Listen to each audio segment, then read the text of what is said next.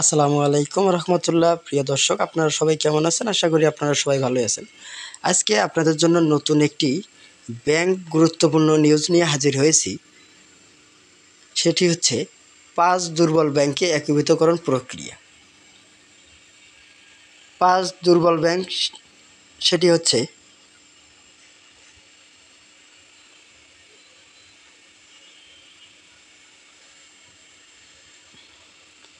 First security Islami bank, social Islami bank, union bank, Exim bank ও global ব্যাংককে একসাথে নিয়ে তৈরি করা হবে নতুন একটি ব্রিজ ব্যাংক, যার মেয়াদ হবে 2 বছর। এজন্য আর্টিকেল অফ অ্যাসোসিয়েশন ও মেমোরেন্ডাম অফ অ্যাসোসিয়েশনের খসড়া প্রস্তুত করেছে নিয়ন্ত্রক সংস্থা।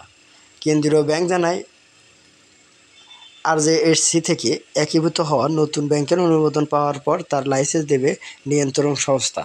এরপরেই শুরু হবে মূল কার্যক্রম। দীর্ঘদিনের সমালোচনার পর অবশেষে শুরু হতে যাচ্ছে সম্পদমান পর্যালোচনা করা দুর্বল 5টি ব্যাংক একীভূতকরণ প্রক্রিয়া। বাংলাদেশ ব্যাংকের ভারপ্রাপ্ত মুখপাত্র শাহরিয়ার হোসেন বলেন, আরজেএসসি, যেটা register of joint stock companies and farmers, ওদের একটি রেজিস্ট্রেশন করতে হয়। এই প্রক্রিয়াগুলো শেষ হলেই একীভূত করার প্রক্রিয়া শুরু হবে। আইনে যেটা বলা আছে, ব্রিজ ব্যাংক একটা টেম্পোরারি অ্যারেঞ্জমেন্ট। এটা 2 বছর ব্রিজ ব্যাংক হিসেবে থাকবে। এর মধ্যে সিদ্ধান্ত নেওয়া হবে। নীতিমালা অনুযায়ী পুরনো 5 ব্যাংকের দায় ও সম্পদ হস্তান্তর হবে নতুন ব্যাংকের নামে। এরপর আলাদা করা হবে ব্যাংকের ভালো মন্দ সম্পদ। এর মধ্যে থেকে ভালো মন্দ সম্পদ ব্রিজ ব্যাংকের নিয়ন্ত্রণে রেখে খারাপ সম্পদ দেওয়া হবে তৃতীয় পক্ষের কাছে।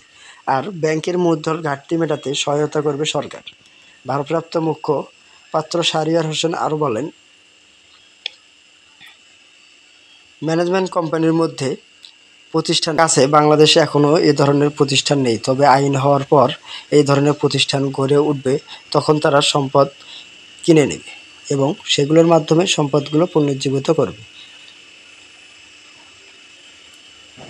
এদের প্রায় 93 থেকে 94% তো ব্যাড অ্যাসেট। এ সামান্য গুড অ্যাসেট দিয়ে ব্যবসা সম্ভব নয়, বরং একীভূত করার পর জনগণের আস্থাও নষ্ট হয়ে যেতে পারে। লোকজন হয়তো নাও আসতে পারে। এ প্রক্রিয়া ব্যাংকের আমানতকারীদের অর্থ ফেরতের নিশ্চয়তা পেলেও শঙ্কায় ব্যাংকগুলোর কর্মকর্তা ও কর্মচারীরা। প্রিয় দর্শক, অবশেষে শুরু হয়েছে 5 দুর্বল ব্যাংক একীভূত করার কার্যক্রম। তবে আইনি খসড়া প্রস্তুত হলেও নাম চূড়ান্ত করতে পারেনি নিয়ন্ত্রক সংস্থা।